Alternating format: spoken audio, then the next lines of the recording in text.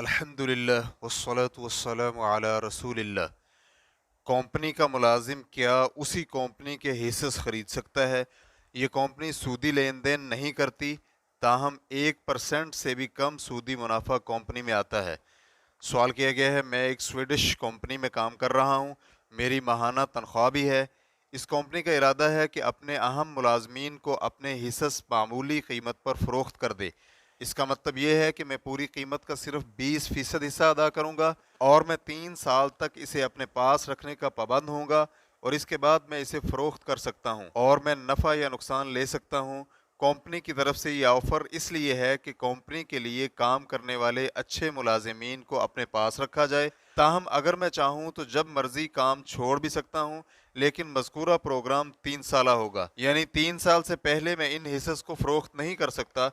Company की कारोबारी सरगर्मियाँ हलाल चीज़ों की खरीदो फरोख्त पर मुश्तमिल हैं और सूदी मुनाफा 1% से भी कम है, यानी ना होने के बराबर है।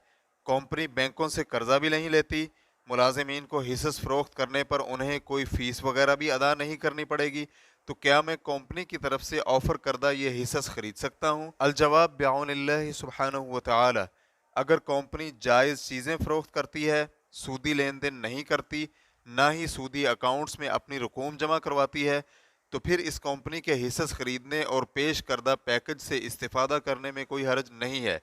राबिता आलम इस्लामी के तहत इस्लामी फ़िक़्ह कौंसिल के मुनाकिद शुदा इजलास सन 1415 हिजरी बमुताबिक 1995 के एलामिया में है। नंबर 1, चूँकि लेन देन में असल हलाल है तो फिर शरई तौर पर जायज़ कारोबारी सरगर्मियाँ करने वाली हिस्सेस कंपनी कायम करना शरअन जायज़ है। नंबर 2, ऐसी हिस्सेस कंपनियाँ जिनकी बुनियादी तौर पर कारोबारी सरगर्मियाँ सूदी लेन देन या हराम चीज़ों की तैयारी या हराम तिजारत जैसी चीज़ों पर मुश्तमिल हों, उनके हिस्सेस की खरीदो फरोख्त हराम होने में कोई इख्तिलाफ नहीं है। नंबर 3, किसी मुसलमान के लिए ऐसी कंपनियों के हिस्सेस खरीदना जायज़ नहीं है जिनके मामलात में सूद, हराम चीज़ों की तैयारी या हराम चीज़ों की खरीदो फरोख्त शामिल हो। आपने जिक्र किया है कि 1% से भी कम मुनाफा आता है, लेकिन इसकी वजह नहीं बतलाई। मुमकिन है कि ये करंट अकाउंट में रकम जमा करवाने की वजह से हो कि कुछ बैंक करंट अकाउंट में रकम जमा होने पर भी कुछ न कुछ सूद देते रहते हैं। बहरहाल जो भी हो, ये बात वाज़ेह है